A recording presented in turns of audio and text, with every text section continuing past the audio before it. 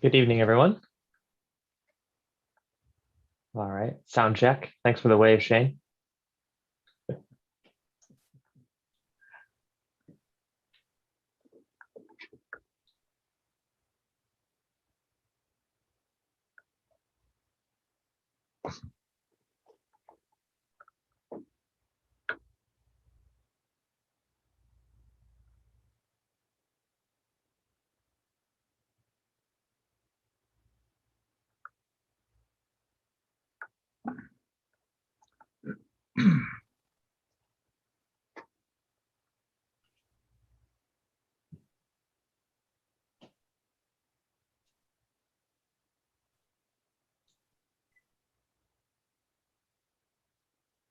All right, well, it's 6 o'clock. We've definitely got a quorum here. Maybe a couple folks might trickle in later, but let's get started here. So welcome everyone to the June 1st meeting of the Missoula Consolidated Planning Board. And so tonight we'll start with the roll call. Donna, could you please do the roll call? Thank you, Vince. Andy Mefford, I did not hear from him. Dave Loomis. Here. Dave Loomis is present. Micah Sewell said he could not make it. Josh Schrader. Here. Josh Schrader's present. Neva Hassanen, I think she's going to be here. She's just late. Meantime, we won't mark her in. Shane Morrissey. Present. Shane is present. Toon Pham. Here. Toon Pham is present. Jim Bichond. Here. Jim Bichond's present. Ellie Costello. Present. Ellie Costello is present. Sean McCoy. Here. Sean McCoy is present. Vince Cristo. Present. Vince Cristo is present. And is that Neva? There's Neva. Neva Hassanen is present. Present. Mr. Chair, we have, I believe it's 7 regular members and 2 alternates present. Would you like to appoint both alternates as regular voting members tonight? Yes, please. Thank you very much. So next we have approval of the minutes from our previous meeting a couple weeks ago on May 18th. Hopefully everyone's had a chance to take a look at those. If there are any comments or corrections, please raise them at this time. And otherwise, if someone would like to move to approve the minutes, this would be the time to do that as well.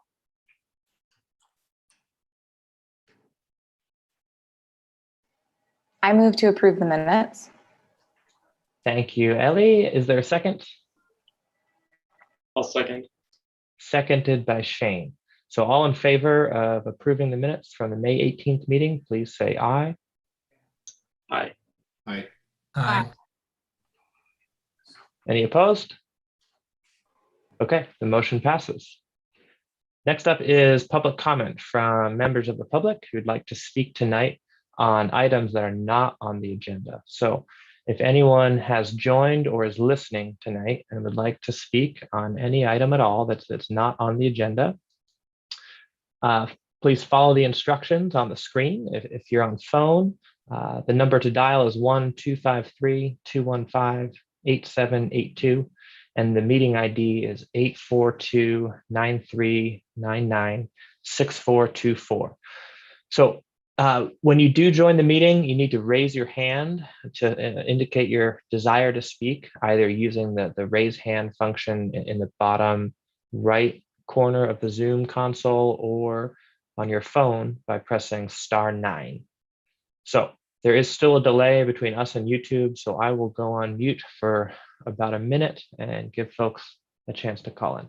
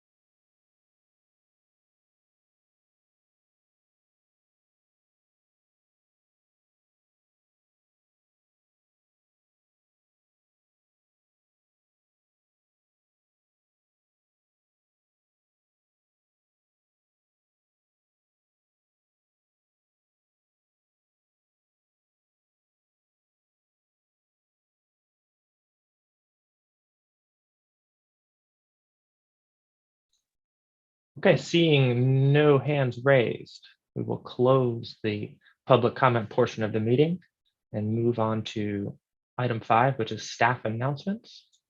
I believe if Bailey Minnick is here, there was one announcement at least. Bailey? Trying to find my mute there. Hi, everybody. So I did do an updated memo for this meeting for the first of the month. Donna, I believe, attached it to the agenda portal and everything today. So there's actually not too much on there. Obviously, we have the 2 items that Matt's going to address at tonight's meeting.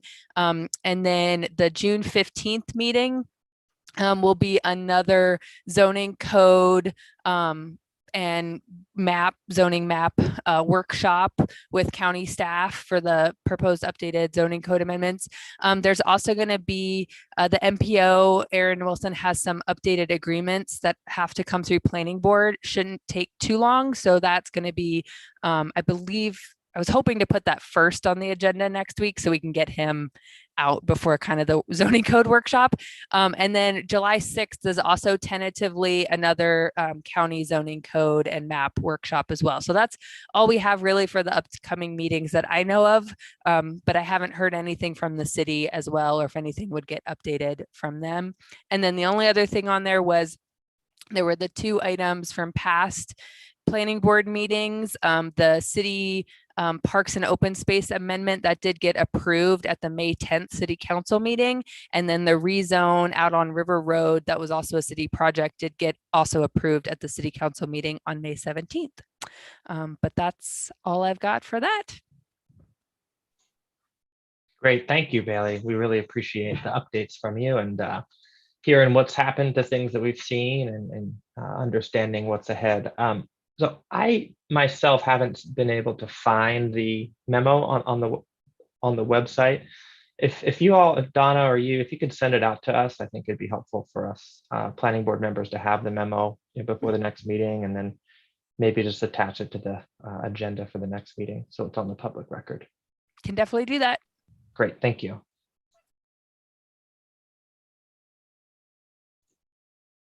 Okay, that should be it for staff announcements. Next on the agenda for tonight is our public hearings. So we have 2 public hearings tonight. The first one is at 9121 Cartage Road, and it'll be presented by Matt Heimel, a planner with Missoula County. So Matt, are you there? Yep. Hi, Matt. Thanks for joining us. Happy to be here. Good evening, everyone, members of the board. I'm Matt Heimel, planner with Missoula County Community Planning Services. So I'll be presenting the two rezoning hearings that we have on the agenda tonight. The first one, as said, is the Cartage Flex rezone, Cartage Flex Warehouse rezone at 9121 Cartage Road. And I have a quick PowerPoint that I'll show. If I can click the right thing here.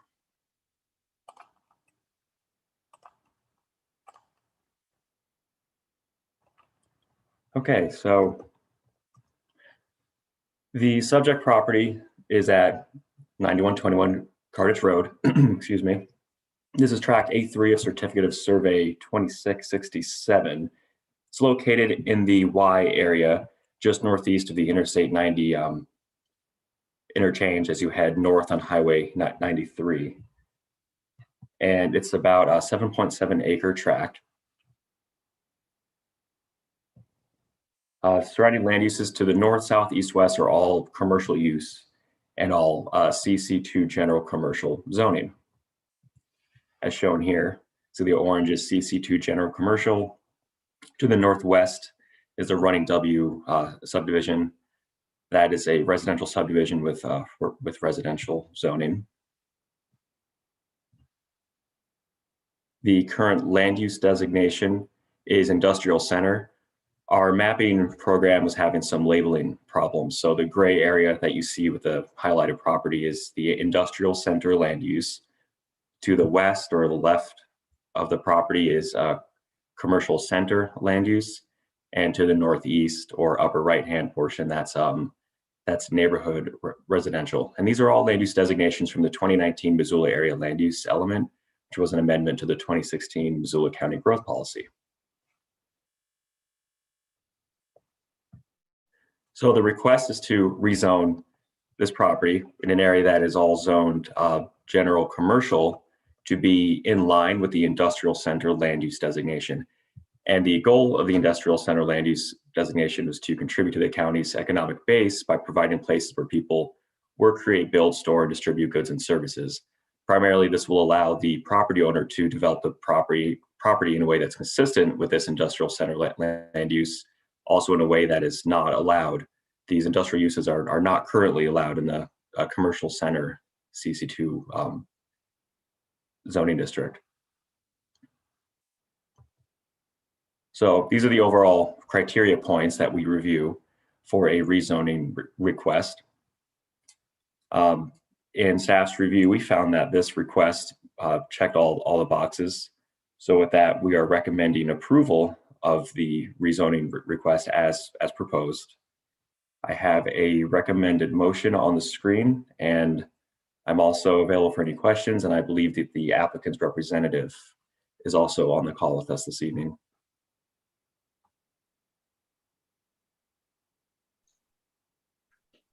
Great, thank you, Matt.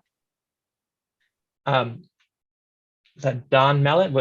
Would you like to say anything? Yes, this is Don Millott. I am representing the development team on this project. Don't have anything further to add beyond what Matt just said. Great.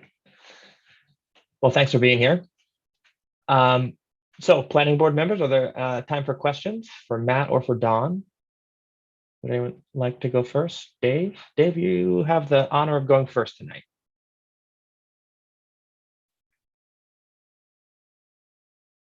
And Dave, you should unmute yourself. Finally, there we go. This is for staff. And, you know, when you're going through the uses, points number 25, 26, and 27, I think I understand it. I think it would be good, Matt, if you could explain how this works to myself and the rest of the planning board members. The first one, 25A, about explain which industrial use is not requiring a permit from city, county, health. That's question number one. Number two, conditional uses. Maybe it'd be good to have a review about who does it under what standards. And number three, special exceptions. Who reviews that and under what standards? This is kind of a refresher for me and maybe for other planning board members. So kind of a question to fill us in. Thanks.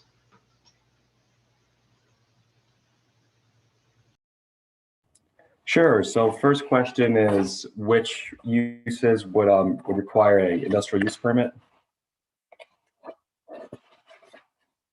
Some of my audio is breaking in and out. Sorry if I didn't hear anything clearly. Just going to the district page.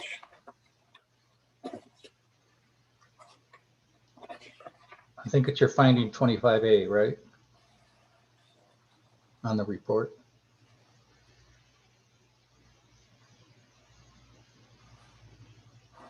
So under permitted uses, an industrial use that would not require an industrial air quality permit, for example, would be warehousing, distribution center. Unfortunately, at this time, I don't have a good example for one that would require a permit, but you know, those are mainly based on the particulate Yes. particulate emissions that would result from that. So the light industrial zoning district, the intent is not to have the more heavy industrial uses that would be associated with the greater output of those particulates. If they are, those are moving into a different category.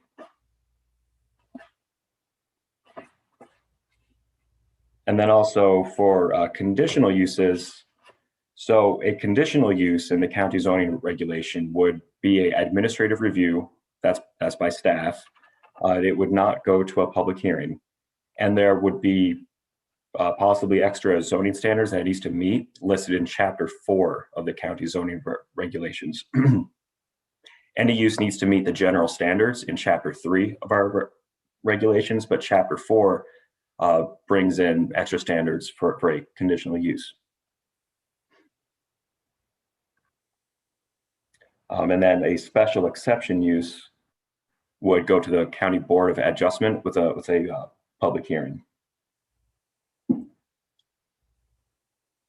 So all the uses except the one that's a special exception would be at administrative review.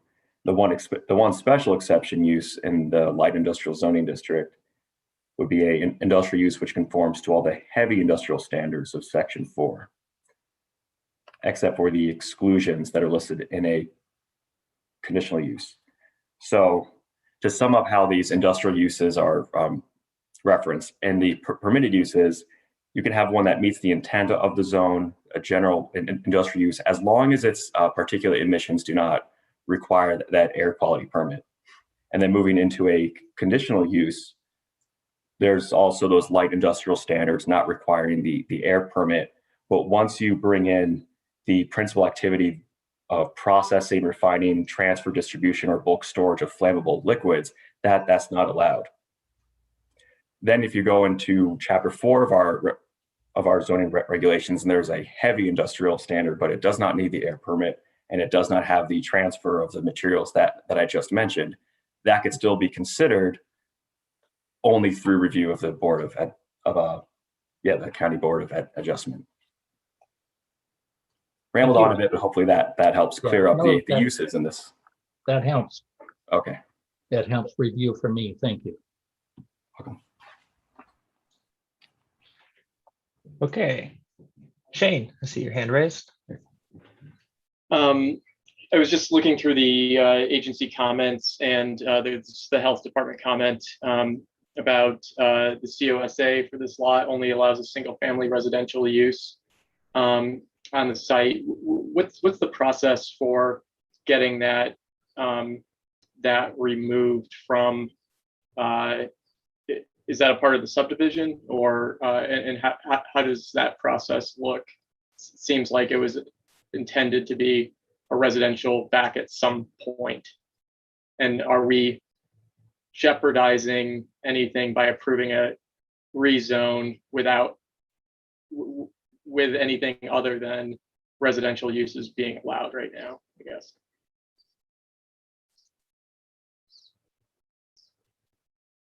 There we go. So this lot, according to environmental health, it does have the certificate of sanitation approval, sanitation and subdivision review for a single family residential use through septic. To have that rewritten or redone would need to go through sanitation review with the Environmental Health Department. This lot, however, is not approved through subdivision through county planning, through our land use review. So we don't have associated single family restrictions based on any land use or subdivision approval. I don't believe this would need to go through a new subdivision review.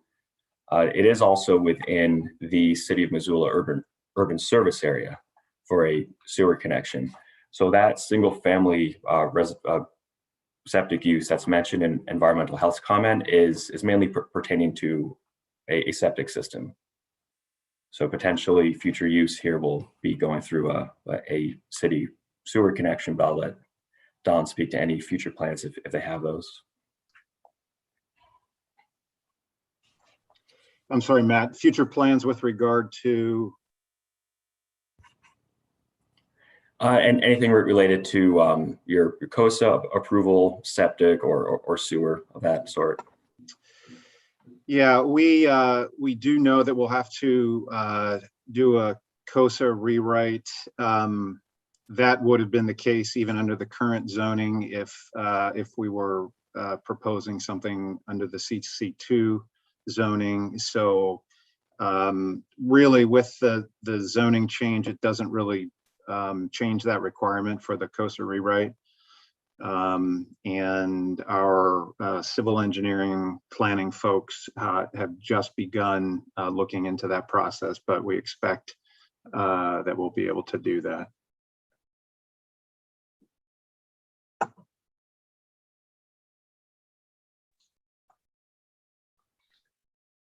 Great, thanks for that. I have a basic question for you, Matt. So is the industrial zone, is this zone inclusive of all the uses essentially below it, like we see sometimes with the city zoning code, where commercial zones also allow residential? Do industrial zones also allow commercial uses?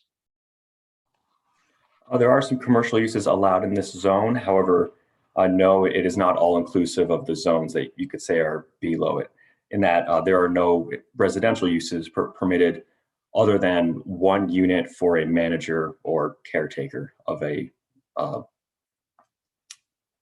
of some sort of business or other use on that location.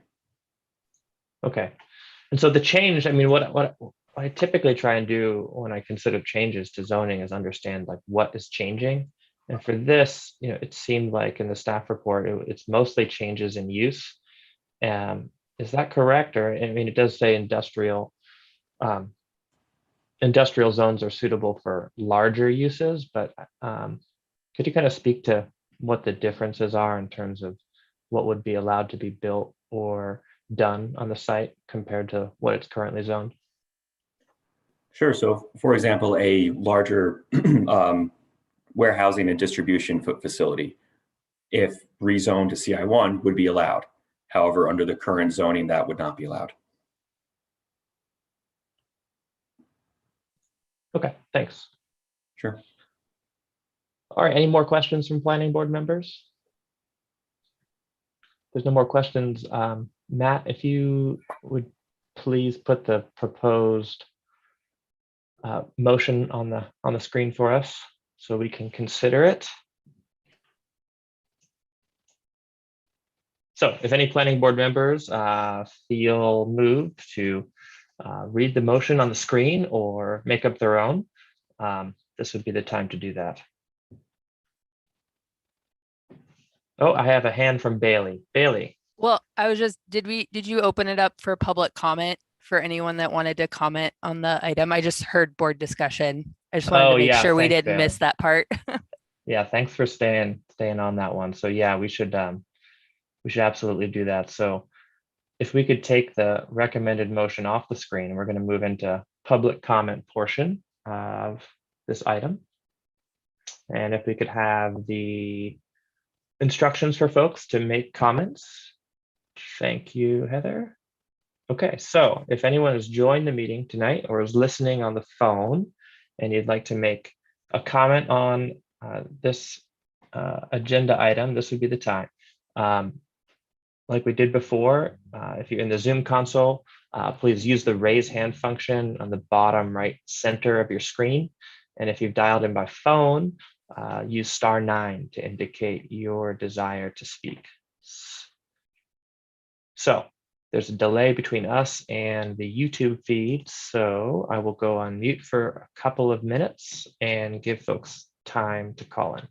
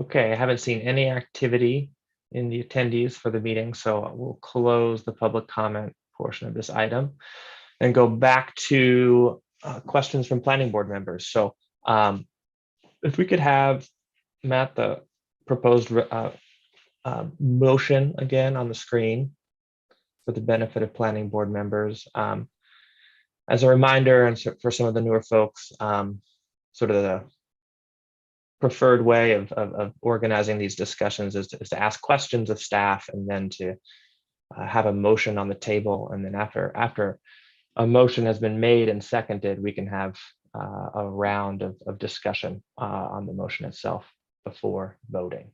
So. Hey, Vince, I'll make a motion to move on this recommendation. Okay, thank you, Sean. Would you be willing to read the recommendation for the record? Absolutely. Thanks. Let's see. I move that the request for rezoning of lot zone CC2 general commercial to the CI1 light industry zoning district be approved based on the findings of fact contained in the staff report, public testimony, and written comment. The property subject to this approval is legally described as tract A3 of the certificate of survey number 2667 in the southeast quarter of section 21, township 14 north, range 20 west.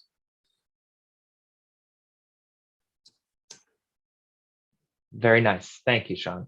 Is there a second for Sean's motion? I'll second. Seconded by Jim. Okay. We have a motion and a second, so the floor is open for discussion at this point. If anyone would like to offer discussion point on the motion or indicate how or why they think they might vote, this would be the time.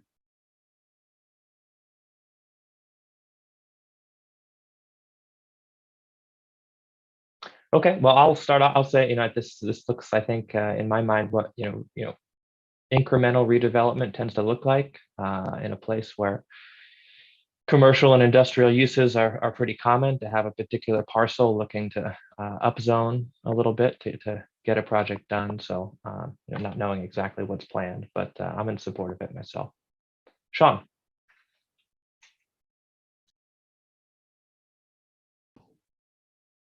Sorry, a couple of buttons to push before you get to talk. Pretty much same thing. I don't see any reason why this shouldn't move forward. Seems like it's just keeping with what's happening out there, and maybe something larger will come along. Dave.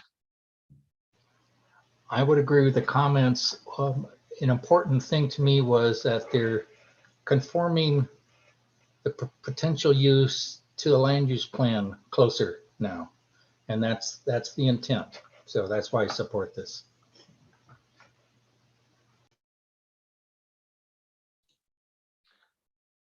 Great. Well, last chance for any other comments before we call the vote.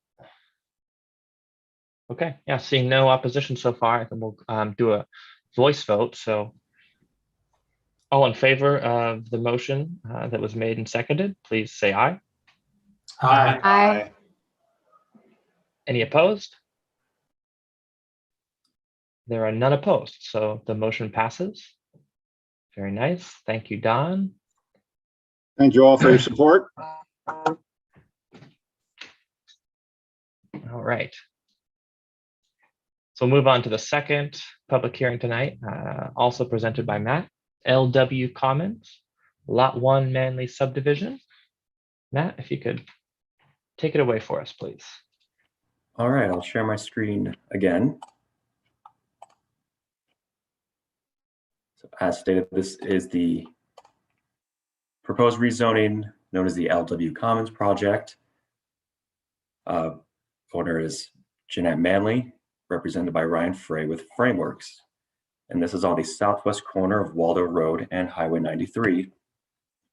Also in the Y, north of our past project, north of the Interstate 90 interchange and along Highway 93 with access off of Waldo Road. This is also legally described as Lot 1 of the Manley subdivision.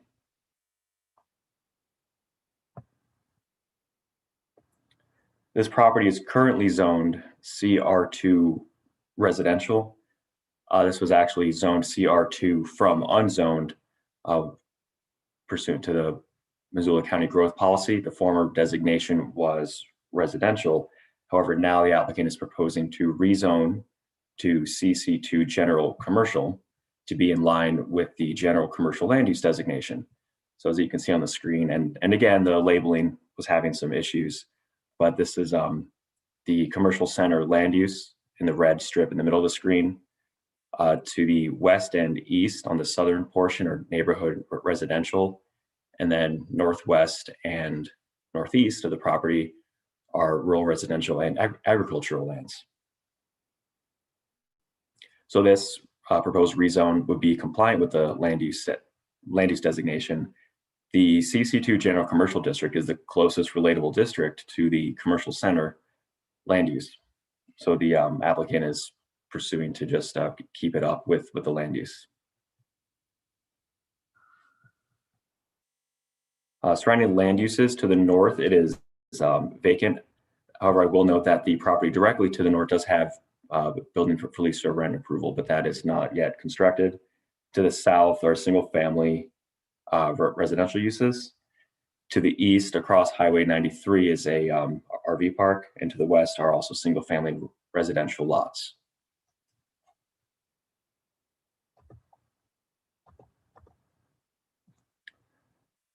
So as stated, the proposed rezone is from CR2 residential to CC2 commercial center.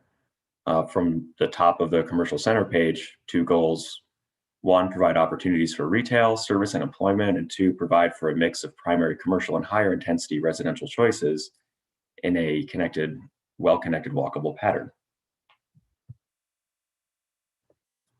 So again, in our review, here are the review criteria for a rezone request.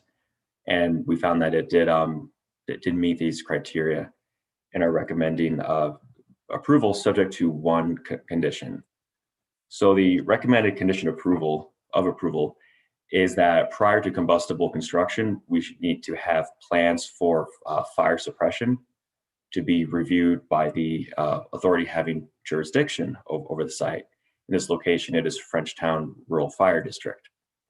That is because this property is from the Manley subdivision, which was a residential subdivision and has conditions of approval for residential fire sprinkler systems. However, if the site is rezoned to commercial, we don't want this to slip by and have something constructed that does not have adequate fire suppression. So we're essentially trying to remain or keep consistency with the intent of the subdivision approval with the recommended condition of approval for this rezoning request. So here is the recommended motion on the screen and a recommended condition of approval. I'm also available for any questions on this again, and I do believe that the applicant's representative, Ryan Frey, is on the call with us this evening. Great, thanks for that presentation, Matt. And Ryan, if you would like to say anything about the project, this would be your opportunity. If not, that's totally fine too. Yeah, hi everybody. Thanks for having me today. I would like to just say a couple things and address some of the public comment we received and hopefully clarify some of what our idea is to do with the project. So I kind of have some notes here, so bear with me. As you know, I mean, currently it is zoned for up to 50 units residential, which would be a 50-unit apartment building. Our idea is to, instead of doing that, do 40 to 50 units of live and live work units. And for those that are not familiar with a live work component, it's essentially maybe a warehouse space, a garage door that you roll up, and a place where small businesses and or artists or tradespeople can work, and also live above or beside those units. And that's really the main reason we're asking for the rezone, is because the current zoning doesn't allow that mixed use combination. And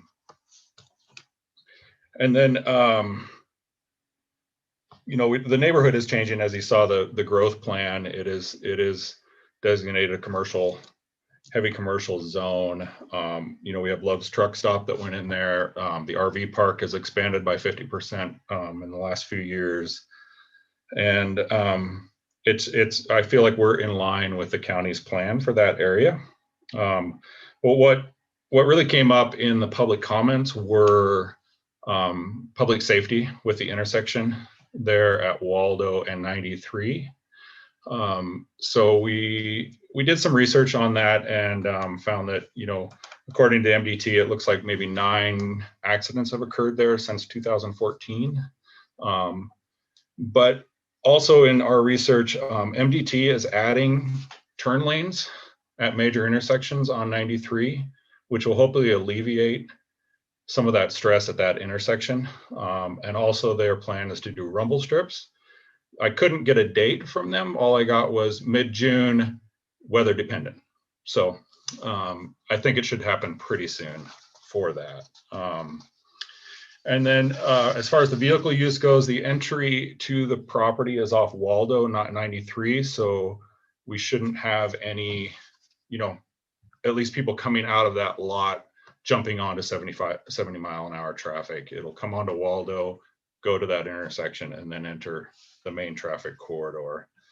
And in regards to parking, we are planning 2 units or 2 parking spots per unit, which should be more than sufficient. And our idea is to do live work, and we'd like to do 1 commercial spot, which is more, think kind of like the Trough or Rattlesnake Gardens, more of a local deli versus, you know, not a mini mart. There's already plenty at the Y. There's already plenty of fast food. There's already plenty of bars up there. That's not our intent. It would be more of a locals place. We feel the population in that area warrants that, and I think it would be a good project. So these type of units have been successful in Billings and Bozeman, and you know, I think it would keep traffic down a little bit to have live work in the same area and just create a unique experience for people to live, not an apartment based model, but more of a condo model, and not, you know, incredibly tall buildings, but maybe 2-story buildings there. And I'm happy to answer any questions that come up, but I think that covers my end of things. Great, thank you, Ryan. And yes, please do stick around for this next portion of the meeting in case you feel it would be useful to help answer questions from planning board members. So Ellie, why don't you start us off with questions? Hey, thanks, Ryan. That did help answer some of the questions I had based on seeing the public comment. I wondered, having read that public comment, as a planning board, do we have any mechanisms that do require different things like a parking light? Just from reading that, I wasn't sure, since that was the main concern of that comment. So anyone who wants to answer that? That's my first question. Is the question on whether a condition of approval can be added for, you said, a parking light or a traffic light? Yeah, or something like that, or of any sort mitigating for some of those concerns. I don't know what our powers are. This is only my second meeting, so just thought I'd get enlightened. There can be conditions of approval on a rezoning for site-specific elements. Something that would be on the property in part, you know, like there's a condition of approval recommended by staff for a fire suppression plan. However, things like turn signals and streetlights that would be part of the street right-of-way and be either county or in this case state right-of-way would be outside of the decision space for this rezone. Thanks for that. Mm-hmm. Ellie, did you have some more questions or do you want to wait? I do, but I'll wait for a minute Okay. and see what other comments are. Great. Shane? I just wanted to bring up, did we miss public comment again? We'll do questions first. Yeah, we'll do public comment after questions. Matt, to follow up on Ellie's question, could you talk about like when when subdivisions occur, are improvements like traffic lights to mitigate traffic sometimes considered? Yes, in a subdivision, those sorts of improvements on site and in some instances off site can be considered. And when dealing with infrastructure improvements and you know, for example, also like pedestrian or non-motorized facilities, those also come into play. In this case, we're more looking at whether the specific district itself is in line with the land use designation amongst the other criteria. And the condition we have recommended now is about more maintaining the intent of the subdivision approval.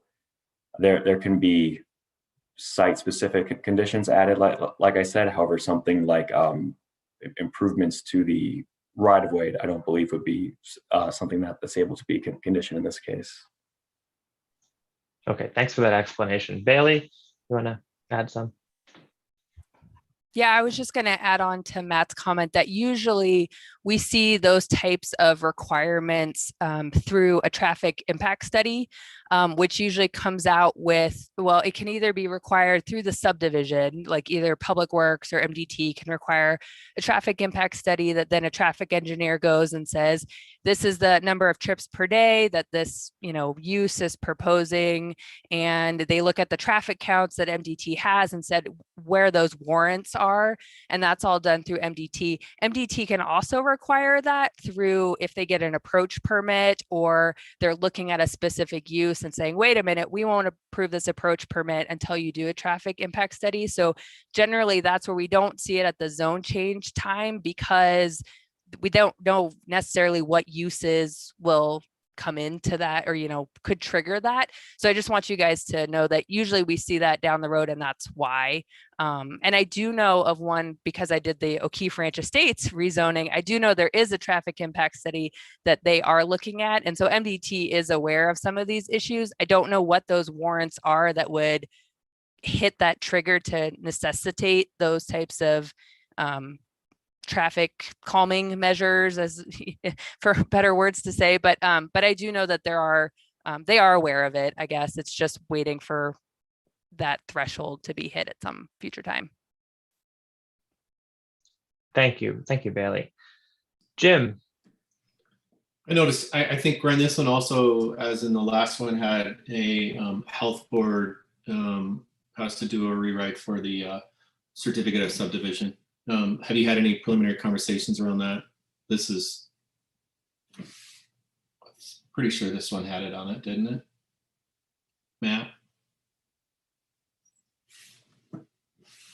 There I am. Yeah, this one had the same comment from an environmental health that a COSA rewrite would be required for their septic.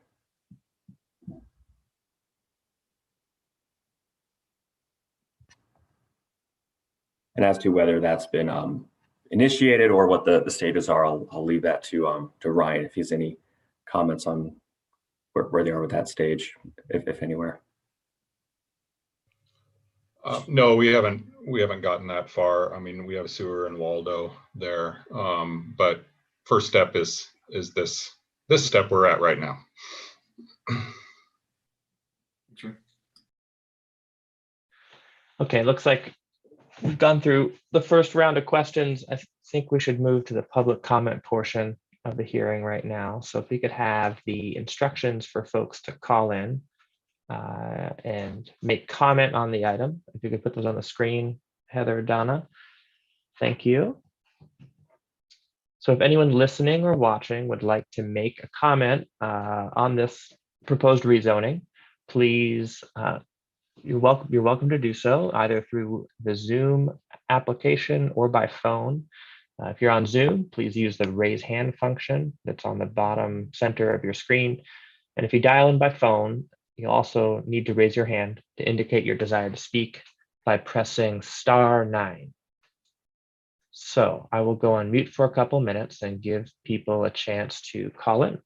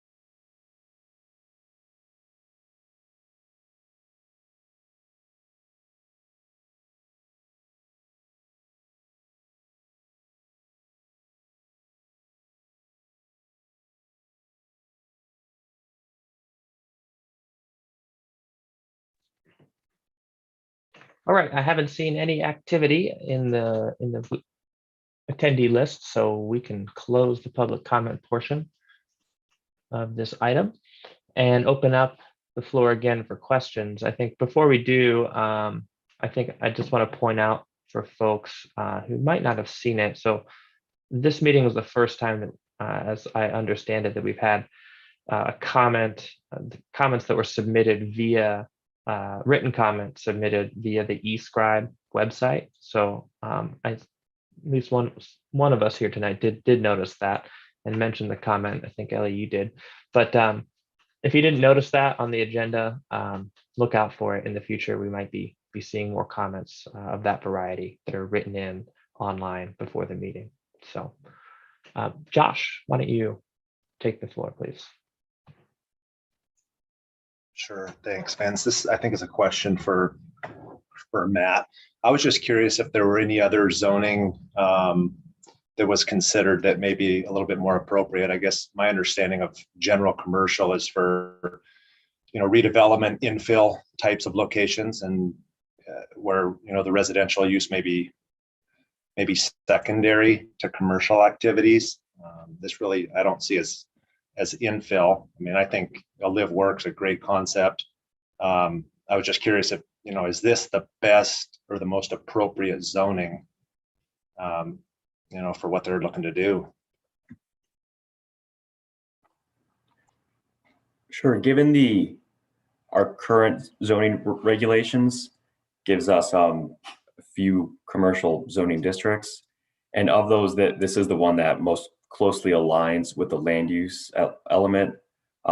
Fact being that the county zoning hasn't necessarily caught up 100% with the land use element.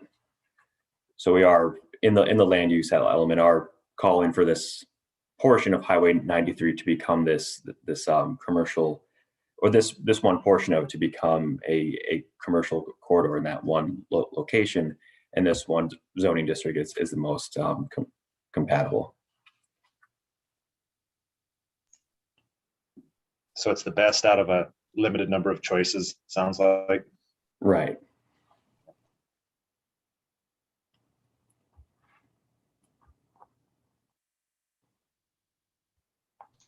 Ellie, why don't you're next. So this might be a self-evident question, but you mentioned, Ryan, that there were going to be 2 parking spaces per unit. Is that aside from the kind of commercial interface, like Rattlesnake Gardens-esque unit? Would that be a different kind of parking structure to serve the needs of that space? Yeah, correct. Commercial has its own parking requirements based on seats of how big your seating area is. So we would design to what are the capacity of that building would be. And those parking spots would be different than the housing or live work housing parking spots. Thanks. If that answers your question, I hope.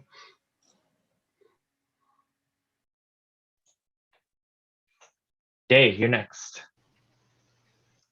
Thank you. So I think that's an interesting concept by the developer, and that's fine. That's fine by me. That might work. What I'm looking at is the full array of commercial uses allowed, and this is zoning district. So we're approving the zoning change, and there's a wide variety of uses, and running through those, I'm actually comfortable with the array. So if this project doesn't work, the next project consistent with C2 could work. And so once again, I actually support this project on 2 bases: that the uses allowed in the C2 are consistent, and we're also making the zoning and land uses more consistent with each other. And that's why I support it. That's my pitch.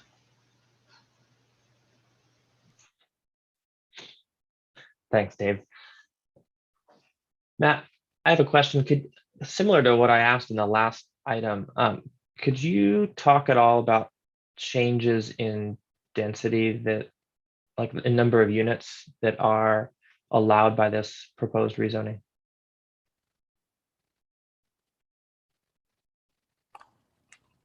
Sure. So first thing I'll say on that front is the number of units will ultimately depend on site design factors. There's topographical limitations, and then there's limitations in the code itself as for how much parking is required, landscaping, buffering, building separation and height, et cetera. So with that being said, this is 1,000 square feet per dwelling in the proposed district. Let me restate that. CC2 allows 1 dwelling unit per 1,000 square feet. CR2 is 16 dwelling units per acre. So My you math on the normalize that spot for isn't, us? isn't really up to the par to get that done quickly.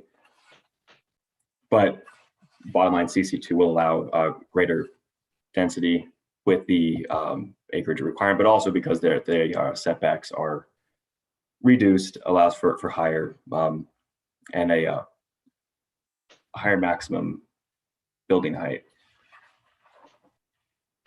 So Vince, Bailey's popping on. So 16 dwelling units per acre is about 2,722 square feet per unit. Okay, thanks for doing the calculation on the fly there, Bailey. So we're looking at a little bit more than a doubling of allowed density. Is that correct? That's correct. Okay. And how many, it would have been nice to see the subdivision. I mean, maybe there's a process issue here I'm not understanding, but is this property, it's currently a single property, but it's had a preliminary plat approval for residential subdivision? Is that the situation? That is correct. This subdivision is platted. This is a platted lot. The subdivision was intended for single family residential use. Okay, so it has been platted. Okay. Correct. Okay. Toon, you next. Yeah, actually, my questions were very similar to yours, Vince. I was interested in the density, so I just wanted to clarify the 1,000 square feet per dwelling. Does that you'd mentioned that there is a possibility of maybe 2 stories, so does that impact the density opportunity there, or is it 1,000 square feet for the regardless of the inclusive of the height? So it's 1,000 square feet of parcel area, Okay. not building those, and that density can be put into a structure with a maximum building height of 45 feet. Right. And then I wanted to better understand what Vince just mentioned as far as if this has already been platted and there's a approved subdivision and this is just changing the zoning. So is the intent that this would they be sold off, or would these be primarily rentals? What's the, I don't know if that's an appropriate question at this stage, but I just want to better understand the zoning change relative to the approved subdivision. Sure. So while I can't speak to exactly what use might eventually occur with the full suite of the CC2 allowed uses, this rezoning will not be a re-subdivision. It will still be lot 1 of Manly subdivision. And in my review, I did check to see if there were any conditions of subdivision approval that present conflict, which led to the recommended condition of approval about fire suppression. Great, thank you. Sure.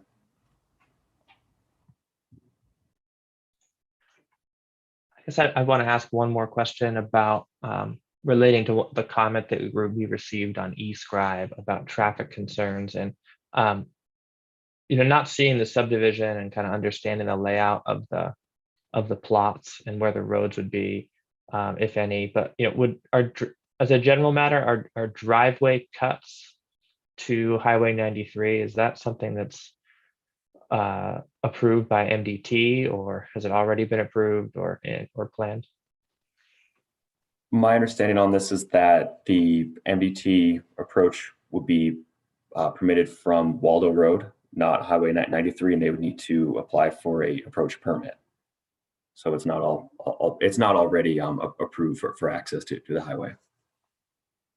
Okay, directly from the site is what you mean, Matt. Is not approved right now. Correct.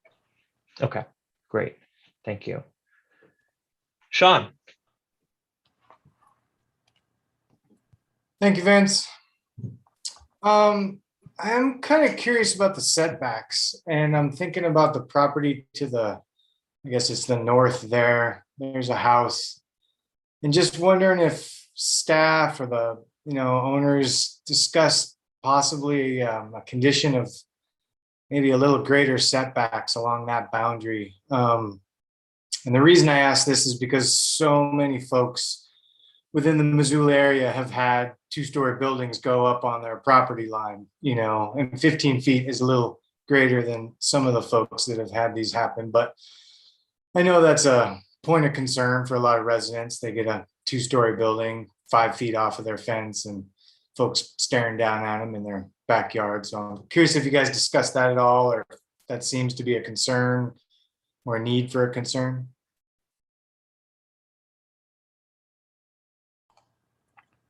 Sure. Just so I understand, Sean, this you're talking about the boundary with the property to the south? Yeah, I guess maybe I'm looking at it on Google Maps. So it would be, if you're looking at the, 93 heading towards Arlee, turn down Waldell Road, there's a property there just, adjacent to it. It's got several trees in it and looks like maybe 2 houses. So I'm sharing my screen here just for ease of illustration. Great, thank you. So it's got a 9755 over the house there, that property line to the, I don't know, thought that was semi-north, but maybe not. So that is another lot for the Manley subdivision, also owned, I think, by the current applicant for this property. Okay. I have not had conversations with the applicant or the owner about potential side setback issues. Now, if we're looking at a condition to alter space and bulk, I think there would need to be also findings entered into the record to acknowledge that that impact. And I know we have conditions of approval for rezonings, and this is where I might not have a great answer at this time as to whether space and bulk requirements can be conditioned with a rezone request. We can have conditions of approval for kind of site-specific requirements they need to meet, such as elevating, or in this case, fire suppression. Typically, we see setback changes done through a planned variation, which is a similar zoning action, but handles more commonly issues such as setbacks. Okay, yeah, through the variance process. Okay, great, thank you. Any more questions from planning board members? Matt, if we could have the recommended motion on the screen, please.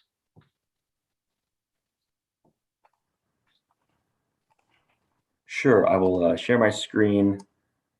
Worth noting that I do have the recommended condition of approval on the screen, but that does not need to be read into the record with the motion. It's there for reference. Okay, it's already a condition of the prior subdivision.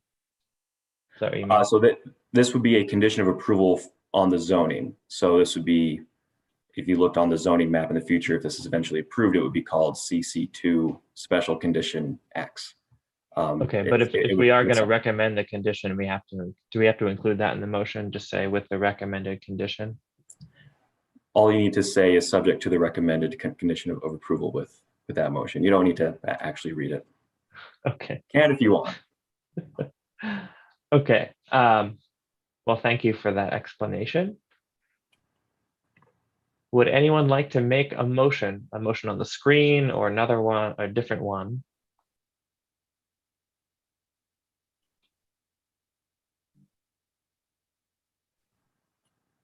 I'll move.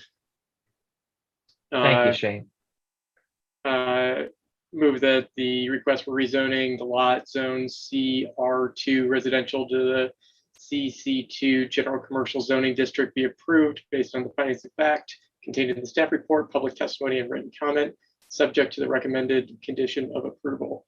Property subject to this approval is legally described as Lot 1 of Manley subdivision in Section 21, Township 14 North, Range 20 West, PMN, Missoula County, Montana. I'll second. Great. Great. Thank you, Shane. Thank you, Jim. Motion seconded by Jim Bashan. So discussion on the motion. Would anyone like to say anything for or against the motion or anything else at this time?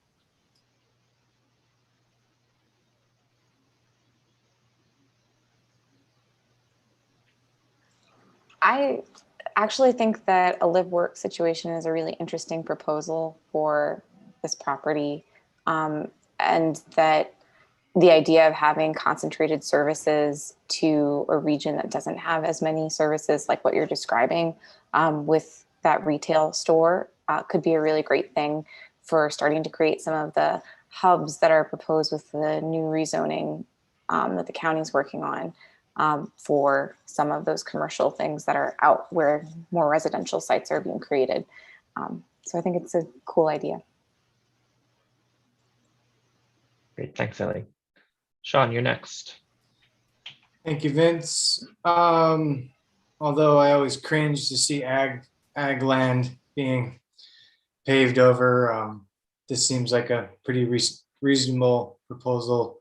I also think the live work idea seems really optimistic for the area and just general building. I think it's a good approach as long as that's what ends up happening. I also do have one more question.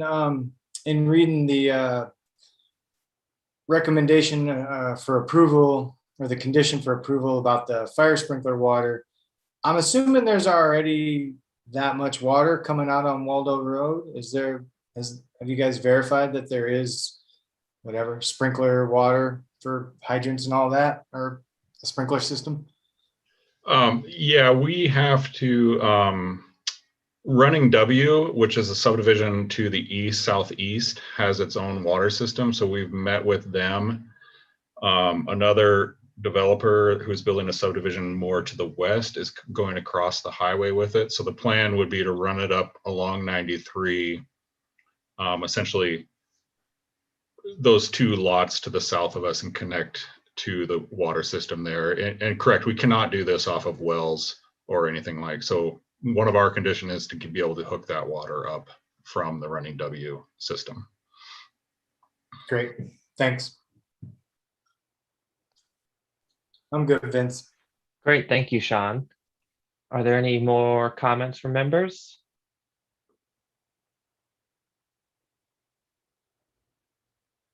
June.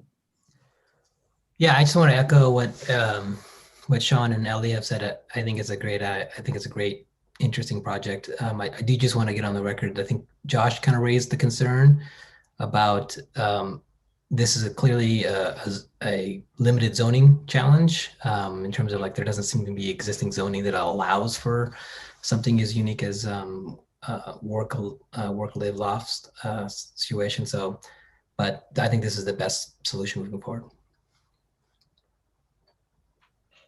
Great, thanks, Jim.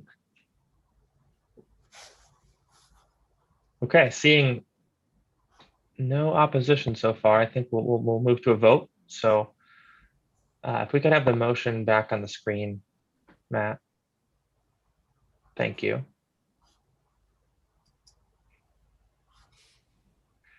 Great, so all in favor of the motion that was made by Shane and seconded by Jim, please say aye. Aye. Aye. Aye. Any Aye. opposed? Okay, I hear none opposed. The motion passes. Thank you for joining us, Ryan and Matt. Thank you for the presentation. And good luck to you. Thank you, everybody.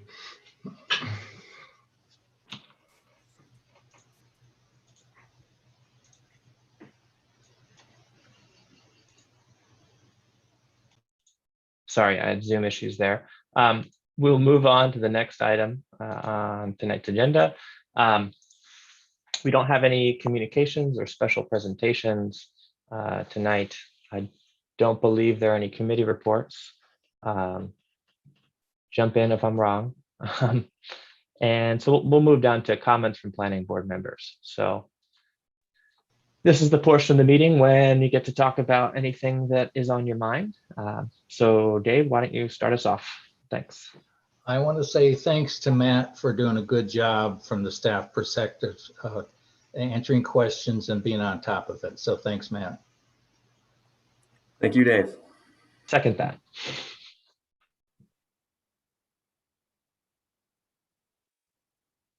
Okay, anyone else? Very good. Well, seeing no comments, we'll move to adjourn the meeting. Nice to see everyone tonight. Thanks for coming. Very efficient. This might be a record. So I hope you enjoy the rest of your evening. We'll see you in a couple weeks. Good job, Vince. Thanks.